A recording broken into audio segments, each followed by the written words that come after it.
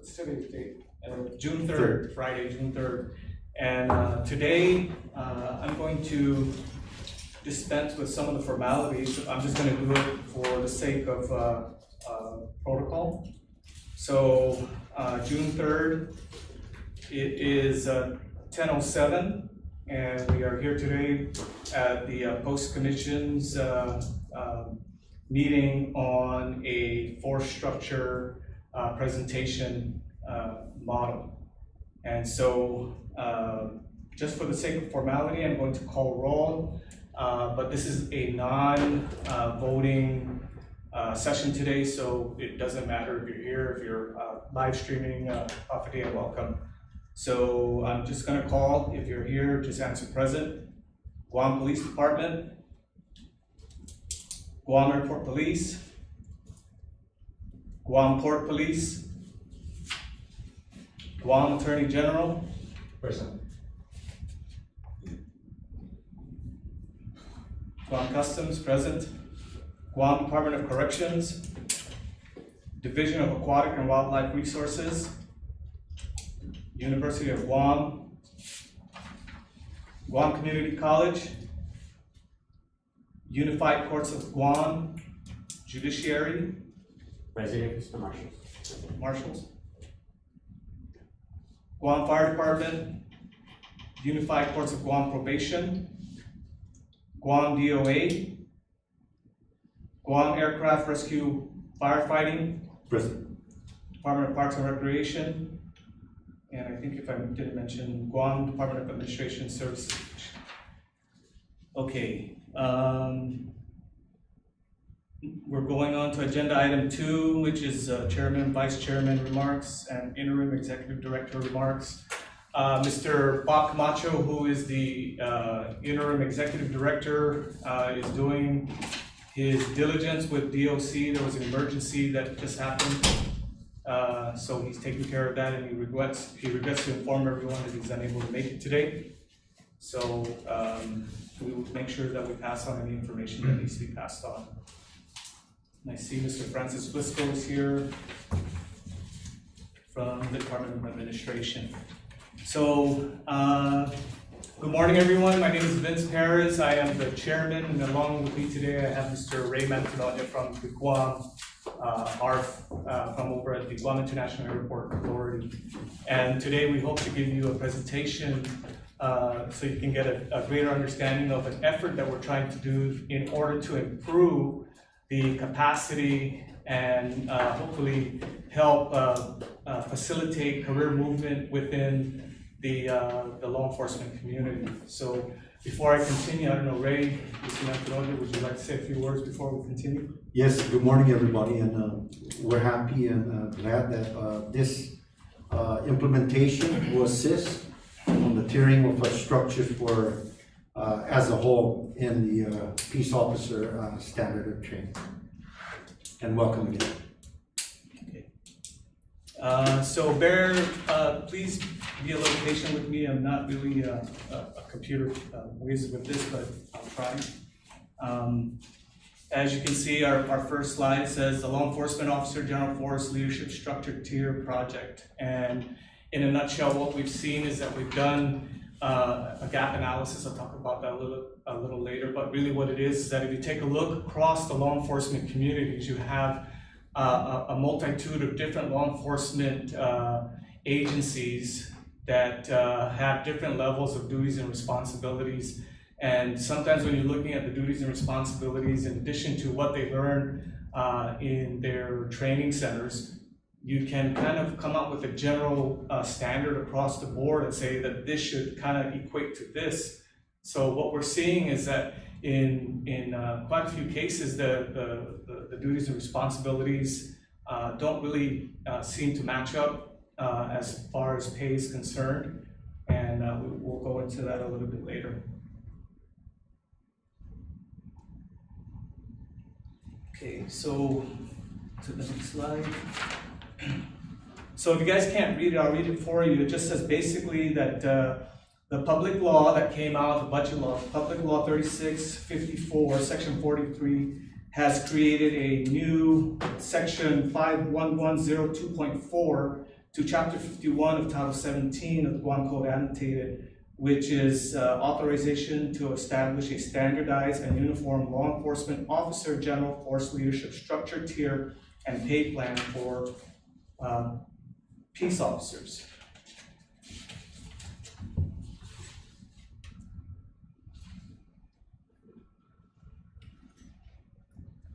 So I'm just gonna quickly go over the slide. Today, we're gonna talk about a little bit about the gap analysis, background, purpose, models used, which is the Guam Police Department Officer Series, which you find down at DOA, the Air Force Enlisted Force Structure, AFI 362618, the federal model of a career ladder and non-competitive promotions, institutional competencies and performance levels from the OPM, Office of Personnel Management. And then we'll talk about the LEO force structure tiers, which is broken down into entry-level tier, journeyman tier, supervisory / specialized tier, executive / strategic leadership tier, and then we'll be going into some of the expected outcomes and deliverables that we need to be doing in order to present this to the legislature at a later date.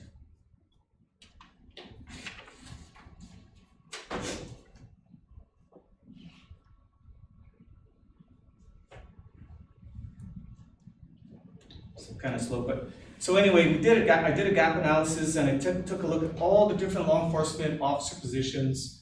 I took a look at their job specifications, their duties, responsibilities, what kind of training academy did they have, if they had any. And then I took a look at our post law that requires us to create some kind of structured approach and create standards for education and training of our law enforcement community.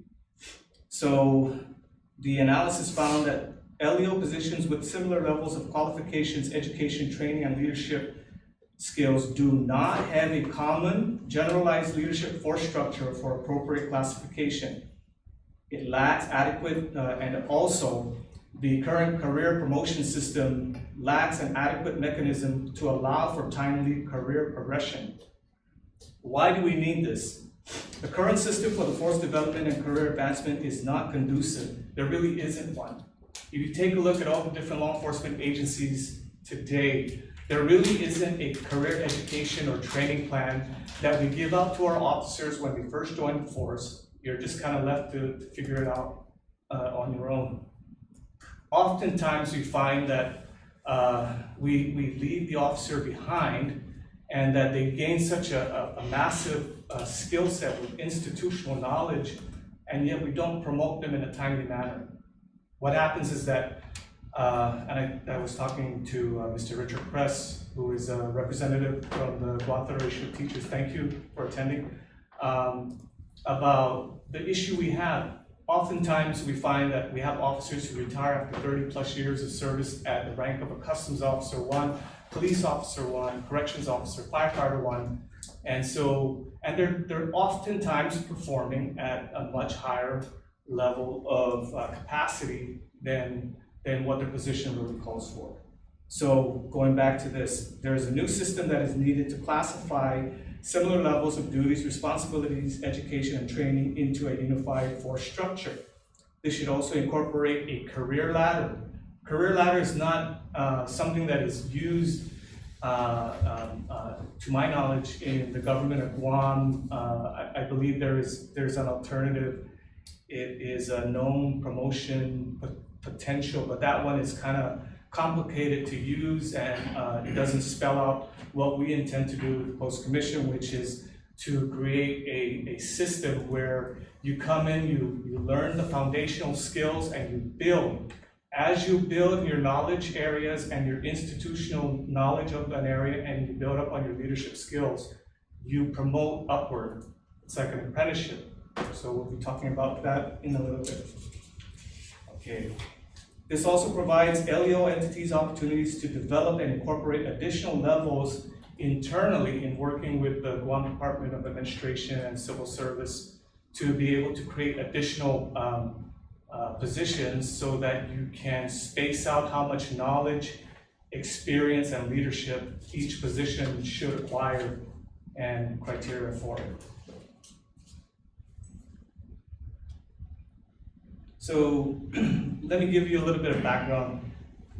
So prior to September 11th, many of our position descriptions are still kind of the same as it sits with the Department of Administration, and no fault of their own. It's something that wasn't really a priority for many of the law enforcement entities to take a look at and update.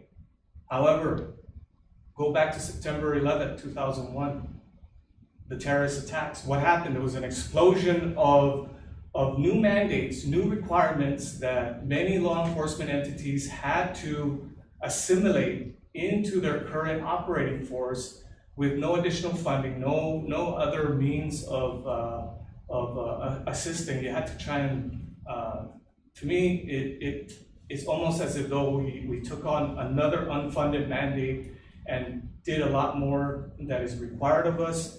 But when you take a look at our job specifications, they remain the same.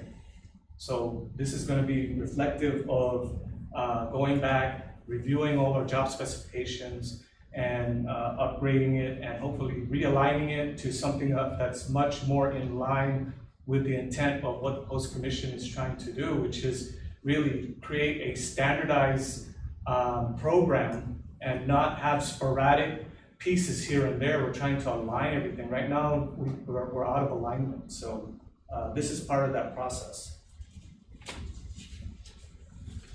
I spoke about this earlier, about disparate levels of pay for similar levels of duties, responsibilities, and leadership.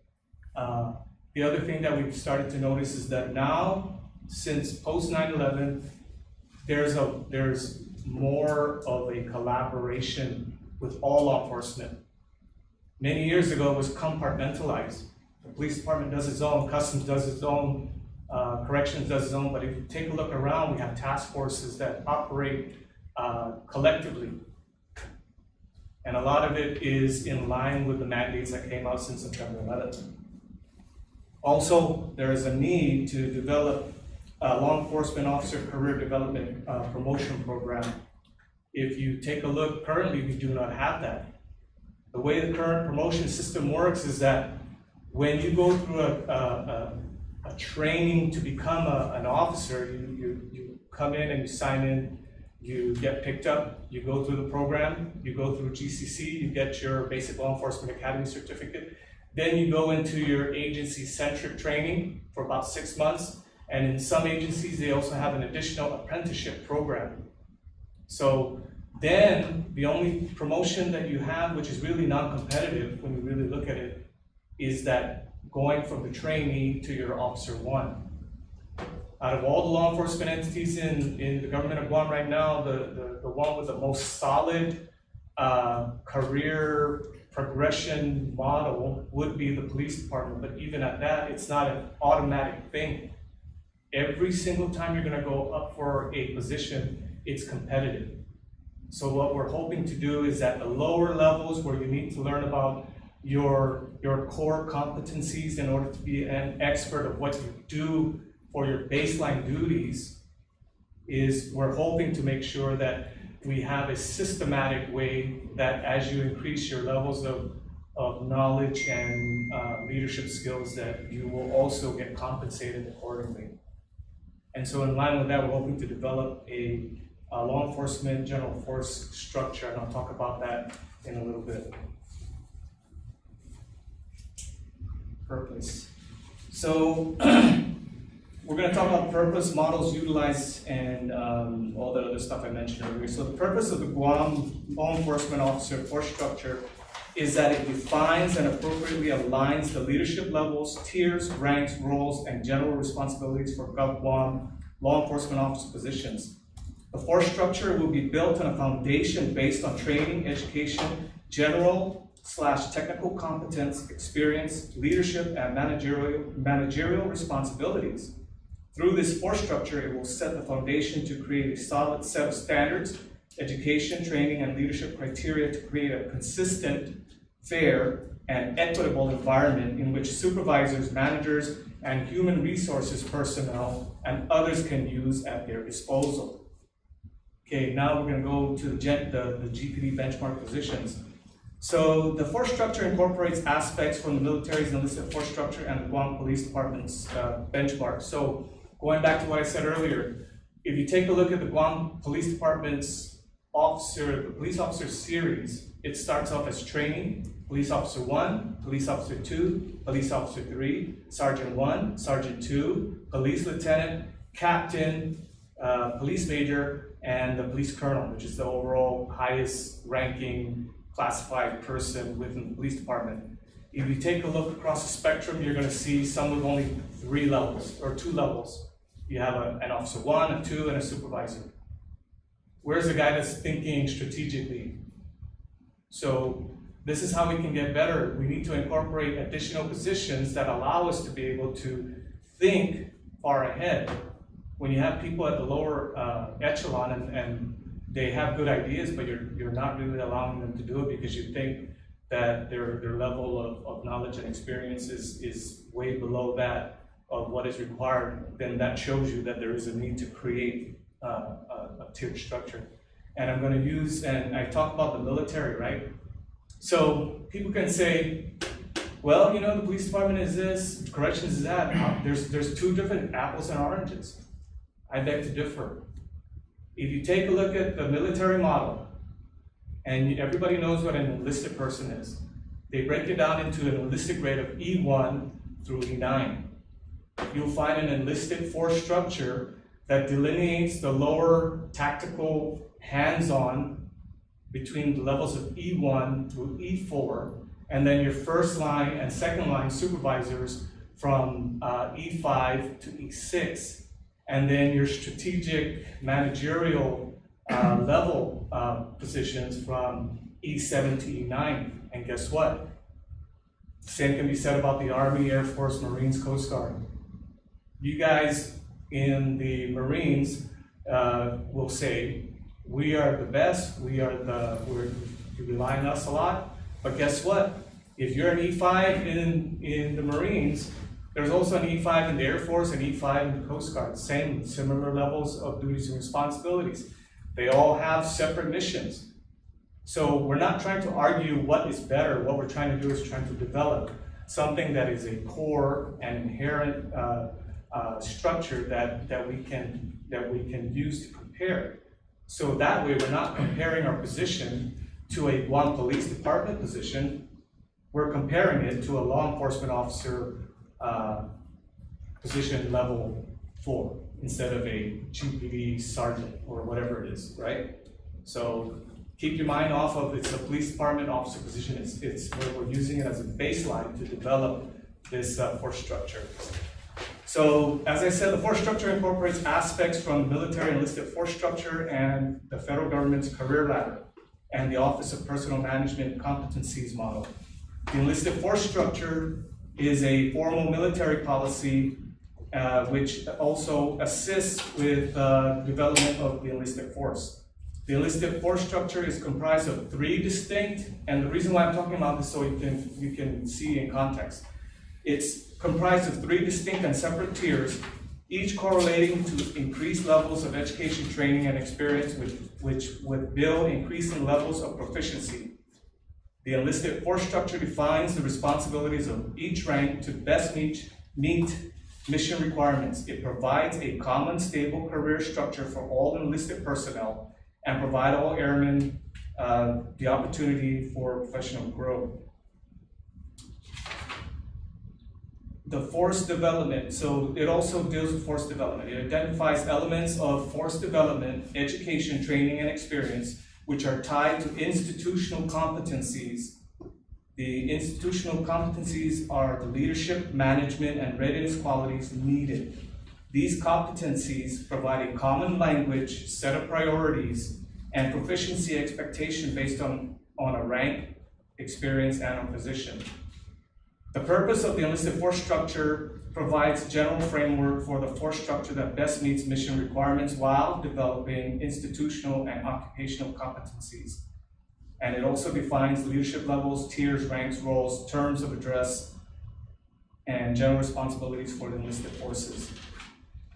It also identifies leadership levels of tactical expertise, operational competence, and strategic vision. It is broken down into several distinct tiers, which allows to build on the foundation of initial skills, leadership, education, and training. So you guys kind of hear a theme.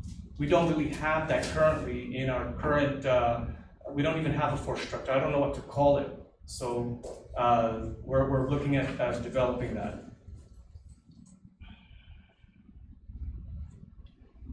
Okay, so this is called a career ladder non-competitive promotion. Like I said, I have technical difficulties, so just bear with me a little bit.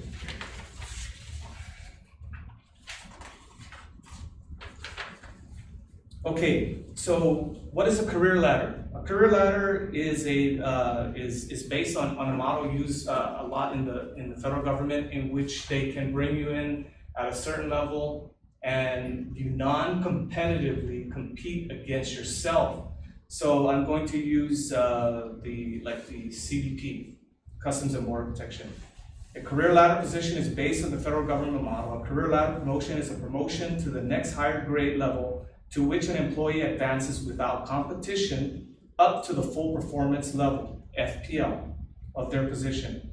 To be eligible for a career ladder promotion, the following eligibility requirements must be met. Employees must meet time and grade, possess the appropriate level of specialized experience, and have an official rating of record of at least meets or fully successful. It is important to remember that a career ladder promotion is not an automatic entitlement and can be delayed. Other factors to consider in determining if an employee will receive a promotion include verifying that there is an adequate amount of available work at the next higher level grade, the funding, and whether the employee has demonstrated the ability to perform higher grade duties. The federal career ladder is classified into entry level, which is your GS5, GS7, and GS9. We're going to talk about that just a little bit. So you're going to see that, I'll use an example that we know all too well in customs. In customs, our officers go through this training and they get picked up. They go through the academy, we go through get the basic law enforcement academy certificate. They come to customs. They make around $34,000 a year. They pull 2 years of service with the agency. They get picked up. So when you get into an entry level with Customs and Border Protection, you either come in as a 5, a GS5, 7, or 9. That's their entry level. Oftentimes, I think 98% of the times, our officers come in at a GS9. What does that mean? That there's no comparison. And the other thing that we have going against the government of Guam right now is competitive promotions. It doesn't allow for us to be able to do, to facilitate it.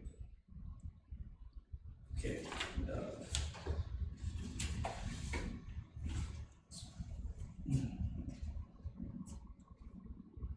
Okay, LEO competencies. So we use the OPM, Office of Personnel Management's model. So the OPM created a list of competencies for law enforcement, compliance, security, intelligence, and related occupations. These competencies have since been used in workforce planning, training and development, and personnel selection. The competencies following each tier is modeled after the law enforcement competencies in both general and technical capabilities. So we're going to be looking at some of that. And what it is this is something that the force structure subcommittee is going to be looking at. So a competency is a combination of knowledge, skill, and ability necessary to successfully perform a job function. General competencies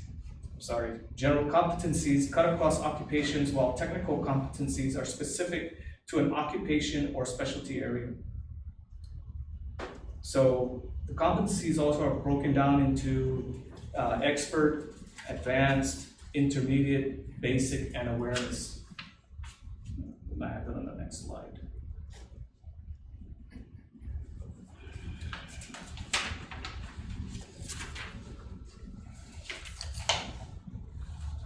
So, so from those models, we can develop a founding document for a standardized and uniform law enforcement officer general force leadership structure. And it will provide clearly identified formal guidance, to law enforcement officers with consistent, common approach to understanding the professional standards, roles and responsibilities of each law enforcement officer position from the position of training to their senior classified law enforcement officer position. The formal guidelines on the law enforcement officer force structure identifies and classifies 4 distinct and separate tiers which correlate to increased levels of education, training, and experience which build upon the foundation of increasing levels of knowledge, experience, proficiency, and leadership. Likewise, supervisory law enforcement officers are expected to have mastered junior law enforcement officer responsibilities. This force structure builds upon the initial foundation and law enforcement force development. Post will develop overall policy in establishing a leadership and development level and responsibilities. It will also identify and delineate approximately 15 law enforcement officer classifications with 4 separate and distinct levels of responsibilities which will correlate their career progression with increased levels of career knowledge to build on technical expertise and increase leadership.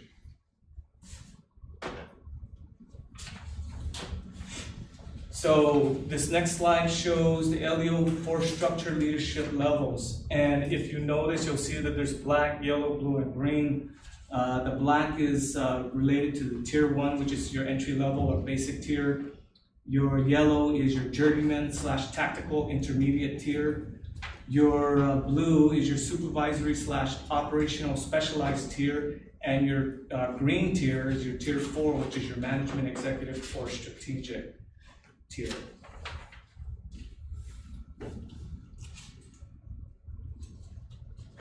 Okay, standardized and uniform law enforcement officer general force leadership structure.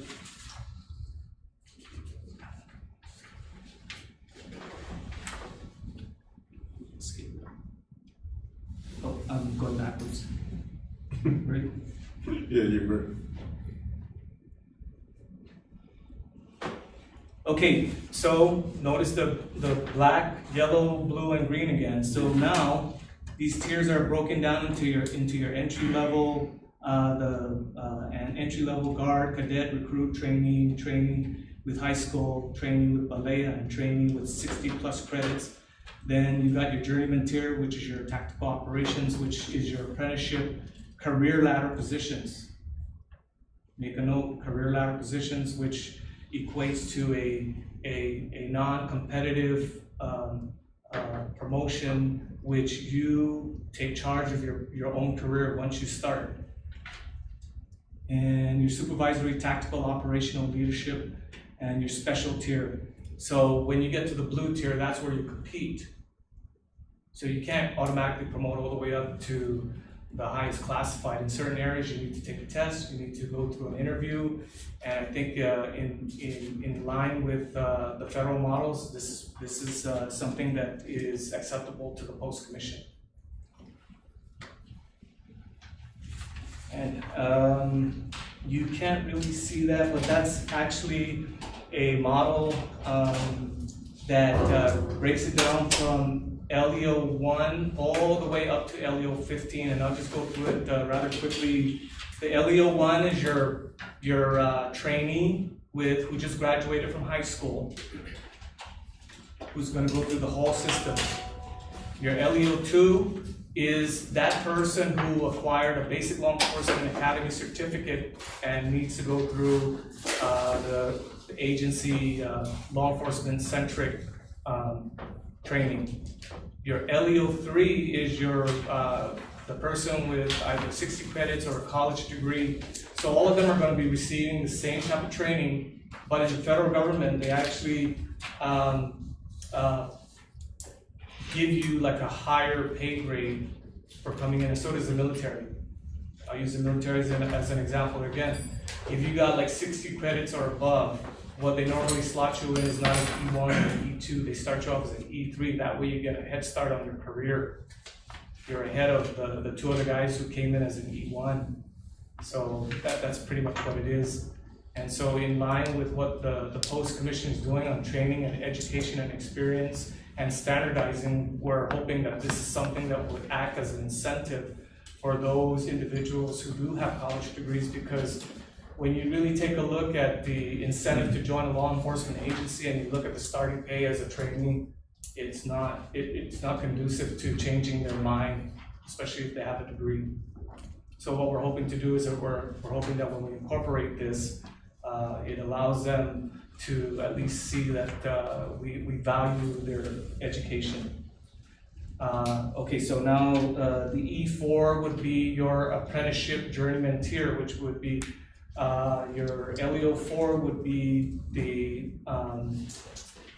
first apprenticeship, then your LEO5 would be your craftsman, then your LEO6 would be your master craftsman, and then your LEO7 would be kind of like if you're going into a special area, like a detective or canine enforcement, and then you got 2 levels there, so your next level would be LEO8, then your LEO9 would be your Sergeant 1, your LEO10 would be your Sergeant 2, then every level goes up, Lieutenant, Captain, Major, Colonel.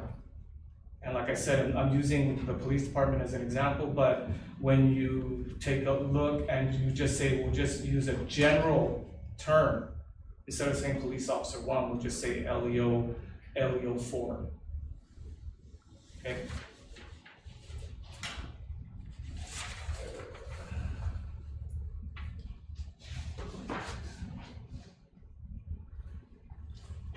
As I was saying earlier, it is broken down into your initial training, indoctrination, which is your black level, the tactical operations and leadership level, which is the yellow, your blue, which is your operational leadership, and then your green level, which is your strategic.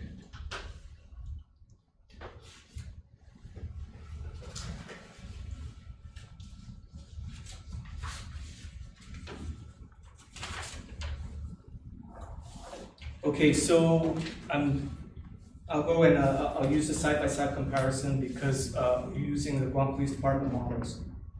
So on the extreme left, you'll see the Guam LEO pay schedule, which goes from AL04 all the way up to UL04. So the area of concern for us that we're going to focus in is centered around FL04 all the way up to SL04. And then you look at the next column, it's the Guam Police Department's model, which is using their current ranking structure. And if you notice that there are 2 areas in there, or 4 areas that are not used. So if put down at the bottom level, you've got your GL04, which is not used, and your HL04. And then higher up, it's the NL04 and then the QL04.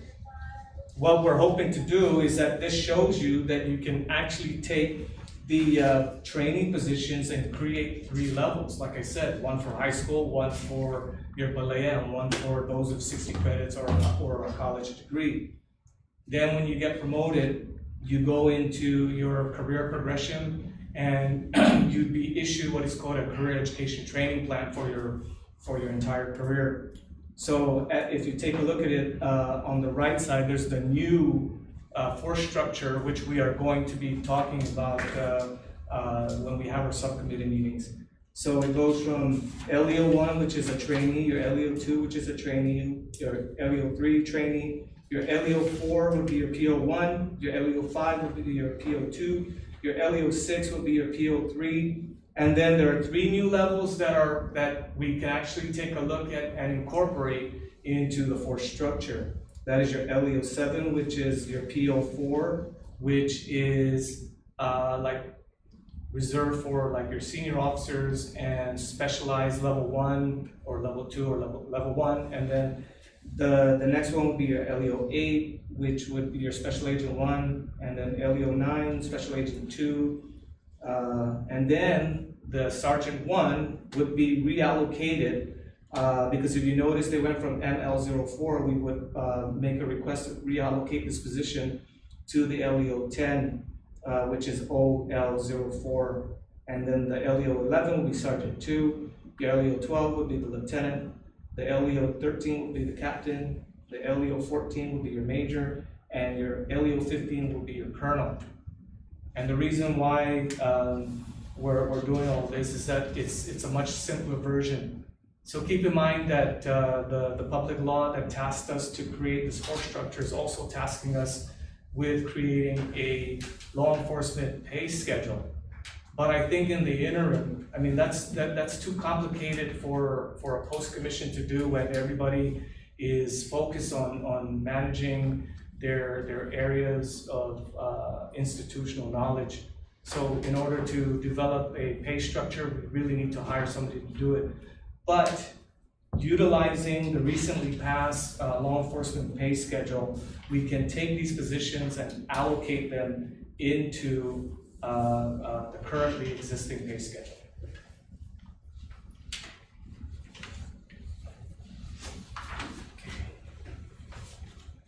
So the entry-level tier, I'm going to see if there's anything that I need to really push out on this because we're really talking a lot about. So generally speaking, the entry-level tier is your basic operational competence. This level is predominantly direct and face-to-face and focused on tactical, hands-on, institutional, and personal competencies.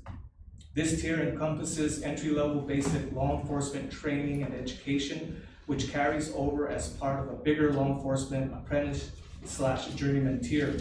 At this level, officers gain a general understanding of team leadership dynamics and an appreciation for organizational leadership. They master their core duty skills, develop experiences in applying those skills, and begin to acquire the knowledge and experience that will produce qualities essential to effective leadership. And then the apprentice journeyman tier, which is your full performance competencies. Officers at this tactical expertise level gain the training, education, and experience as journeymen to become specialists in fundamental competencies by gaining leadership competencies and learn how their leadership can affect others and what impacts it has on the organization and mission readiness. They assimilate into the law enforcement officer culture and mindset. Officers at this level focus on honing leadership followership abilities, motivating subordinates, and influencing peers to accomplish the mission while developing their own initial skills. They learn about themselves and their impact on others in roles as both followers and leaders, in addition to developing their communication skills. The primary focus at the tactical expertise level is accomplishing the mission as effectively and efficiently as possible using available personnel and resources. This is the non-competitive promotion tier in which you can move up, you compete against yourself.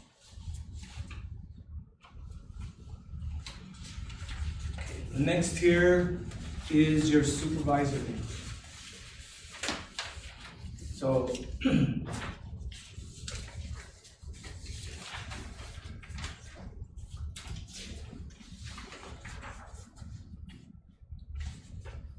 the supervisory tier is pretty much where you're transitioning from tactical hands-on into starting to lead and develop your subordinates, take more ownership in assisting strategic level leadership with accomplishing the mission. That's as simply put as I can.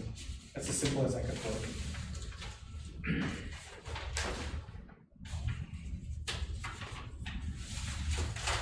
Next is your managerial strategic leadership. Same thing.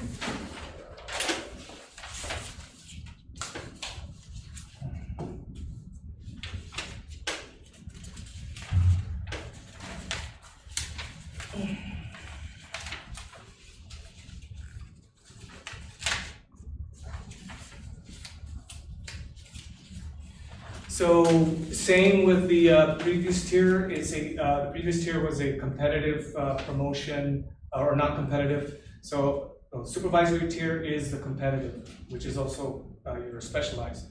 The previous tier, which is your journeyman, is non-competitive. So this tier is the also a competitive promotion. So this tier deals with strategic vision. At this level, officers combine highly developed personal and people, team, institutional competencies to apply broad organizational competencies. They develop a deep understanding of law enforcement and criminal justice capabilities and how officers achieve synergistic results and desired effects with their operational capabilities. They also understand how individual law enforcement entities operate within joint, multinational, and interagency relationships. At the strategic vision level, an officer applies law enforcement officer capabilities, applying the operational and strategic arts with a thorough understanding of unit capabilities, the law enforcement community, and all other stakeholders. They have an enterprise perspective with a thorough understanding of structure and relationships needed to accomplish strategic objectives. The strategic vision level focuses on the effects an officer can have across the spectrum of law enforcement concerns. So going back to what I said earlier, you're dealing with, when you first come in, you're dealing with hands-on tactical. And so as you progress in your career, you're starting to learn abstracts like strategic leadership. It's not something you can touch. Whereas when you come in and you're a patrolman, you're out there, you're driving your vehicle, you're patrolling, you're walking the beat, you're arresting people. By the time you get up to the strategic level, chances are you won't be doing any of that. You're still required to know it, know how to apply it in theory and the application, the practical application. But when you get up to the higher levels, you're thinking strategically. Many of us would be at this level saying, where do we need to be in 5 to 10 years? Because you can't remain static. You can't remain static. This is how we ended up in the situation by not taking a look at the possibilities in trying to create some kind of career progression for law enforcement. I feel like the career progression for law enforcement really was a non-thought. So in line with the post-commission's intent to standardize, we're also in line with the public law that mandates this, we're going to move forward in hoping to create this model that will be readily used, and hopefully it'll be a good model for in years to come.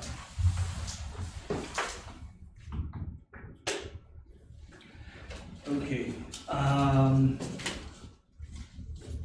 I spoke about this earlier. The law enforcement pay plan, what we're hoping to do is, because we don't have it's a little bit more complicated for us to perform on our own, especially with post membership, and there's no real person in the executive director slot 100% of the time.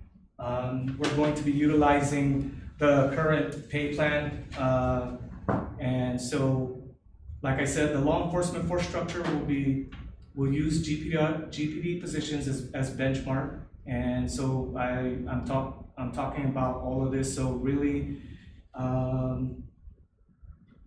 the LEO force structure will reconfigure the current system by making the PO1 all the way to PO3 positions and making it a non-competitive career ladder and towards attaining your full performance level of core competencies.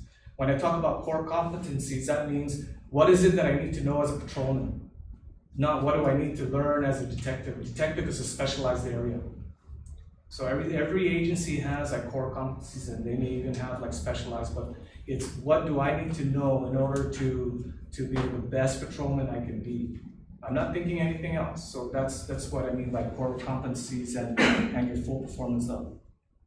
So we're also looking at the possibility of incorporating special agent known as an LEO 8, which will have to be developed, and an LEO 9, which is to incorporate a senior officer or a special agent 2, level 2.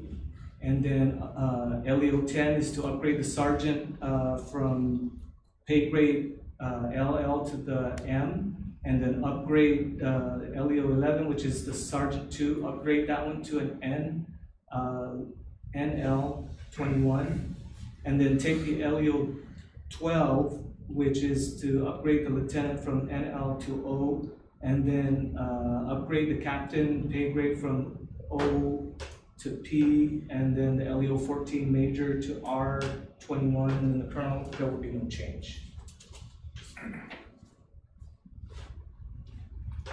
Now we get to the point where these are the expected outcomes and deliverables.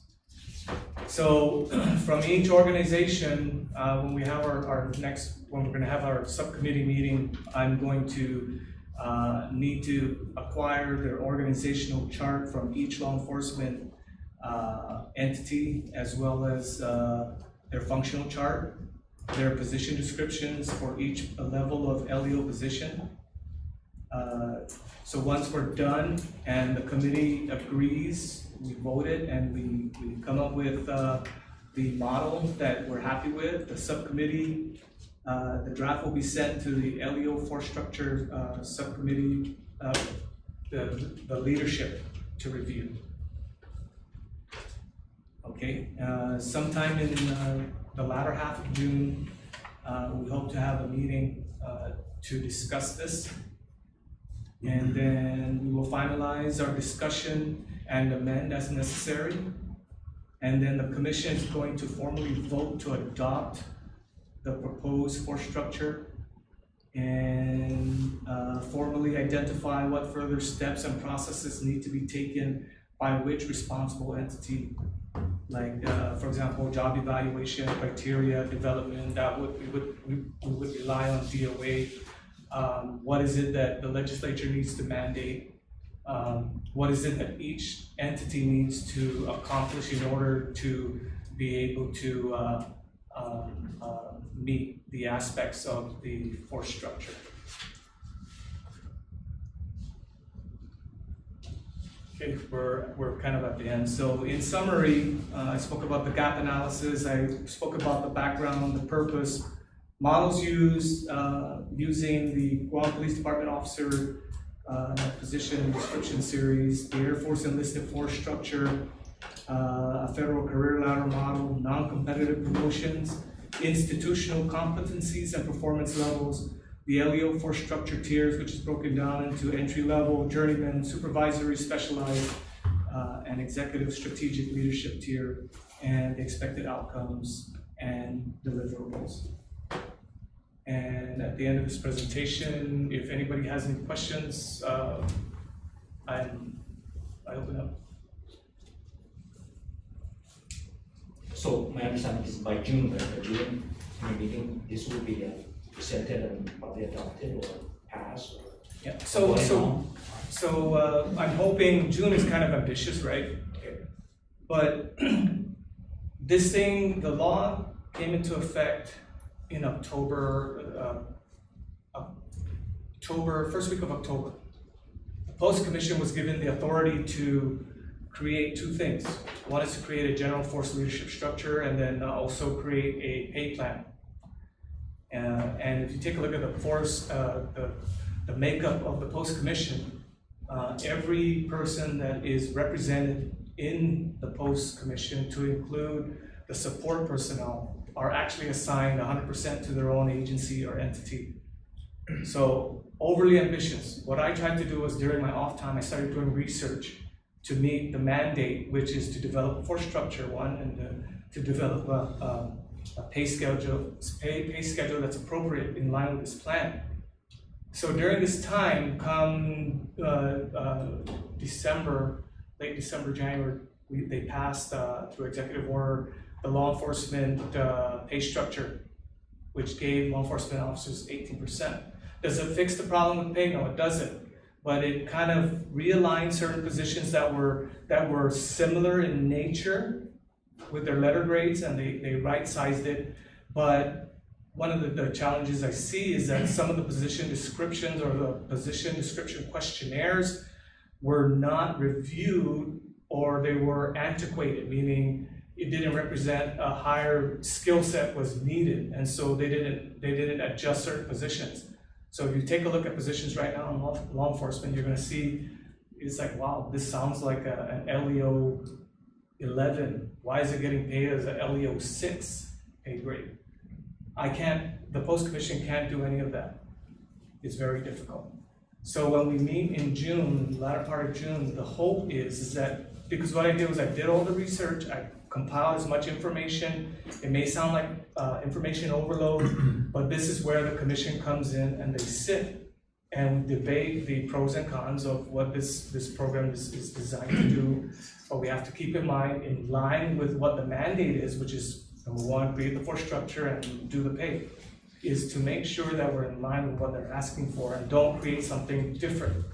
So if we're able to read it, digest it, understand it, debate it, and then vote on it, I say maybe by the second day of June, we should be able to, but when you take a look at it in all fairness and practicality, a lot of times this thing will sit, and then you're only gonna read it like the day before, or maybe as we're going through it.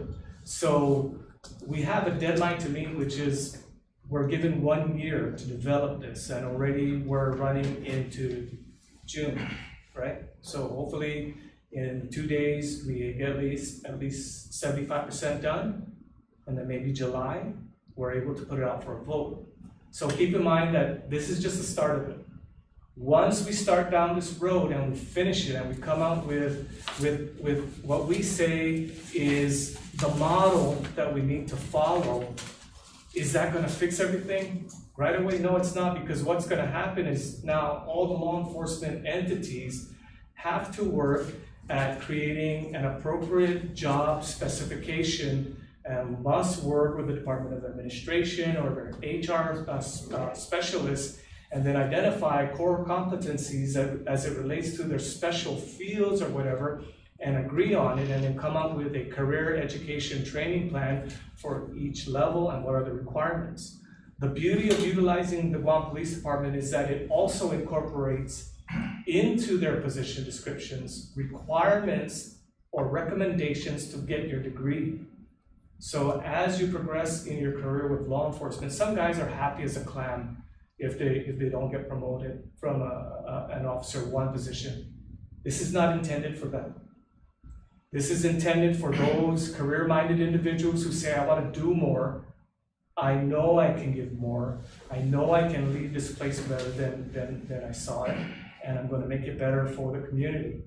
And right now, if you take a look, what's the incentive to join law enforcement? There really isn't any, especially based on the exposure of risk, the level of pay. Yes, we're trying to fix it, but when you take a look and personally speaking, my experience with our officers, we have very good officers who have left our agency. Some of them just graduated in the academy and they left to join the federal government because they got picked up as a GS-9. I cannot offer him the same level of pay as a GS-9, I can't. But what I can do is work with the resources I have to develop. So what does this mean? We really need to collaborate. I need the law enforcement heads to help me out. I need civil service to help me out. I need GFT to help me out. I need DOA to help me out. I probably will rely on reaching out to both the Guam Community College and the University of Guam, perhaps to help me in developing leadership courses along the way and career education courses where you have to get certified. In line with that, we're also trying to get a certification system in place by utilizing technology. Whereas every few years you're required to get a certification. You realize that we have every peace officer is supposed to be carrying a peace officer certification authorized through the Post Commission. But how do we do that when we're really at a 3-man commission, which is not full-time? We'll be working on that. We're gonna get there, but at least we have a product that we can start digesting, breaking down. So to answer your question, I'm hoping in June, but if not, we really gotta move it. The challenge for me is that I've got my own things with customs and strategic level plannings that I have to take into consideration. So a lot of this is love time. A lot of the things that we do here in the commission really is after hours. So if we get like a full-time staff. I didn't get that. Could you try again? Sorry. So anyway, yeah, hopefully. Yes, thank you. Mr. Okay, Cruz? just to reiterate, Guam Federation of Teachers right now has on the table a collective bargaining agreement with the Guam Police Department. And it's running on parallels, the same thing that your research has done. Maybe we can get together and discuss that, so that way when we come down and towards the end, we're not taking a step back because it doesn't match into and we could try to integrate both this and Guam Federation of Teachers together. I agree. I'm available, I no longer have a job, so I'm available anytime. You have my email, I'll put my phone number in there, which is better because I got a lot of spam coming through. Yeah. And I missed it, so I'll send that to you. Okay. Okay, and we can get together. I'm free, just let me know, just not June 17th. That's my birthday. Okay. Okay. Anybody else? Yeah, Chief, I wanted to raise one of the, I've been writing something down, and I do agree about we need to take a step forward and try to mitigate the issue that's ongoing over decades. And so we need to create, and I agree with Chief, we need to come down to a solution to minimize what's happening right now, because in the near future, we're moving to, the new protocols, and also a lot to encounter with the modernizations with policing, and also to include fire department purposes. Computers taking over already a lot of the man hours that we're working on. So yes, I do agree. The other that I really was looking for was the if we were to create, Chief, within the department, just to create in-house stability, the positions that we are going to create out to add on as a tier structure. Would that affect the tier structure itself? I would say that if you're already working on something internally, I say you should be able to do it. Yes. Because what you can do is, like, let's say you develop your own internal promotion system, which is non-competitive, if that's Right. the intent. Who knows? Maybe it might be better. Maybe it might be lacking. I mean, the way I see it is, don't not institute something Exactly. based on waiting for a product to come out. Do it, and then you can always amend it, because internally with your own agency, you really can do a lot, but much of it will have to deal with also working closely with your HR personnel, and that also is, and remember that they've been busy. They've been busy all over the place, several studies, if I'm not mistaken. So, yeah, you can. So, Francis, yeah. So I have a question. Could you go back a couple of slides? Yeah. Yeah, sorry, keep going, sorry. Just tell me when.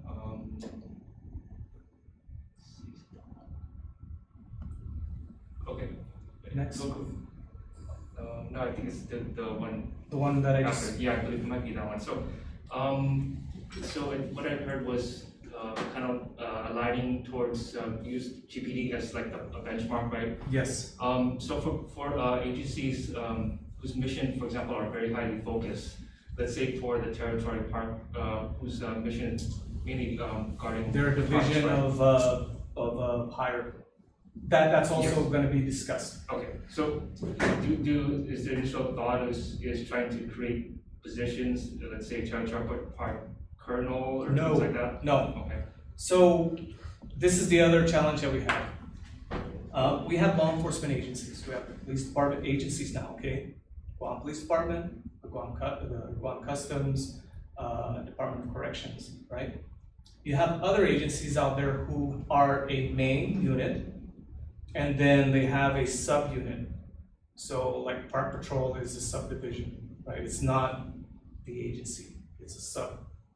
In some areas, like the airport police, I can see getting away with a higher level position, but will it be a LEO 15, which is equivalent to a police colonel? I don't know. That remains to be seen. I can't speak on that because I don't know to what level they're operating. But the intent really is that in some divisions, like let's say agriculture and conservation. So agriculture is the main, and then conservation is a subunit. It's not the main law enforcement. The main entity is an overall program dealing with agriculture. This is a program area. So in a program area, I could see possibly maybe even a captain position, maybe perhaps a major, right? That's kind of like pushing it. But we already realized that you can't have everybody have a PO, let's say a LEO 1, 2, 3, 4, 5, 6, 7, 8, 9, 10, 11, 12, 13, 14, 15. In some agencies, only have like 15 to 20 personnel in law enforcement. So each one of those guys is gonna have an LEO 1 through 15. No, what I see is like, maybe in those cases, they would stop at a supervisory rank. They wouldn't enter the next tier. Did I? Yes, the question. So so you use the LEO level 4, level 5, or what have you, right? So they'll still, what you're saying is that they'll still keep their position title, be like police colonel, what have you, but the concept is trying to classify them to that. Yeah, so instead of saying, look at it as being a police colonel, Mhm. look at it as an LEO 15. Because people kind of get confused, like, oh, you're not a colonel. And so one of the things I think that is kind of people have a perception that is kind of not really correct, or the perception is that if you're, the thinking is that if you're a police lieutenant, that everybody else who's a police lieutenant is the same. They're not. A police lieutenant is like kind of already towards the higher level leadership tier on the right below the strategic level. So, and then a lieutenant in conservation, their duties are more in line with maybe a sergeant 2. So maybe that's something the post can look at as well. But we're not looking at changing your titles. We're looking at saying, okay, so a police lieutenant is equal to an LEO 10 or 11, LEO 12, right? But then you look at agriculture and their conservation, but then their position only equates to an LEO 9, but they're both lieutenants. That's why I say don't look at it as a police officer lieutenant. Look at it as the LEO 12. That way, if it looks like an LEO 12 orange and it acts like an LEO orange 12, it is an LEO orange 12. But if it looks like a LEO 10 apple, and it acts like it, then it should be classified appropriately as an LEO 10. What I'm trying to do is take people's minds off of comparing it to the police department, because every agency is different. You can't, there's no comparison. Just like customs, you can't compare people with customs. It's different.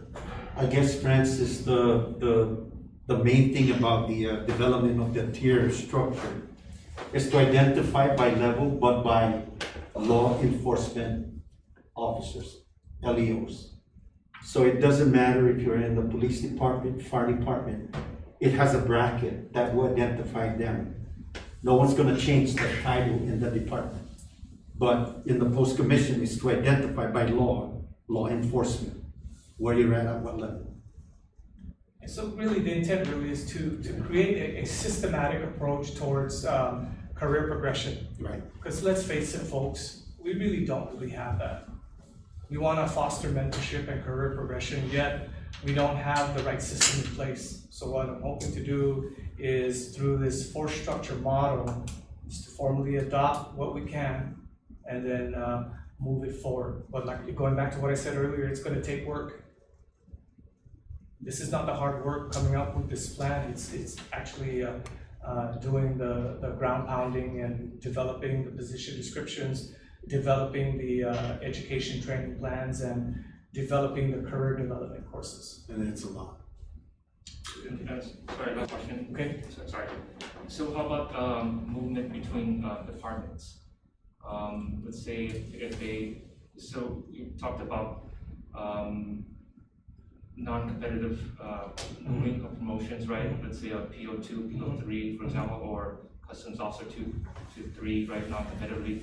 Right. For example, if a customs officer 2 wants to become a PO3 or what have you, how do you foresee that working? Okay, so I'll use the military as an example. I'll use my own personal experience. So the way it'll be treated is the same way I'm going to explain what happened to me. I was in the Air National Guard. and I decided I was gonna move over to the Army Guard to pursue a certain military occupational skill. And when I moved over, the only and I was an E5, so in the Air Force I was a staff sergeant. I moved over to the Army as an E5, and the E5 in the Army is not a staff sergeant. The E5 in the Army is just called a sergeant. What I was required to do was to take their military occupational skill specific to the program that I was going into. And so they send you to their training level 1. Did I lose my pay? No, I didn't. But what I was required to do was undergo a new set of requirements and build up. So I had to build my skill level. So to answer your question, if you move over and you transfer in, what you would be required to do is to go through the core competencies journeyman tier program, which is to go through your apprenticeship, your journeyman, your craftsman, and your master craftsman. So that might delay your career progress, but these are the give and takes. You can't fix every single issue that comes up, but we do give the opportunity for people to move over. Because like currently we tried to move an officer from the Park Service once into Customs who graduated from our agency, but because of the different class, so each position has a certain classification number. Even though this guy graduated from our Customs cycle, he said, hey, I'm gonna go join the Park Service. We tried to bring him back, we weren't able to.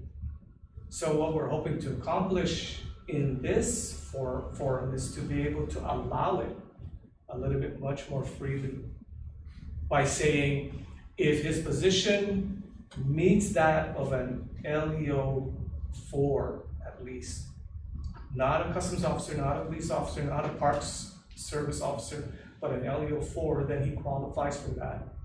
And we were able to move over and then just started into the program in the apprenticeship. So that's how we're looking at it. Okay, thank you. Any other questions? Okay, just throw out something on the collective bargaining agreement for what you're saying. I know, I don't mean to take up your time because I could talk like forever. But look at it by the size of your agency that you have. Because like with the Guam Police Department, like if you have 30 people, that's like a precinct and it's run by a captain. Right? Like your parks record with just like maybe 4 or 5, that would be like a section and it's run by a sergeant. Right. Like I look at it like that, you know, and it'd be a little easier to understand. Yeah. Okay, with the collective bargaining agreement, we're with the automatic promotions, right? And you do a time in service, and then your evaluation and your PT will matter on you going up being promoted. Mm-hmm. So if you don't get a good evaluation, you're not gonna sit there and get promoted anyhow. You're gonna stay on that same pay scale until you decide to improve yourself.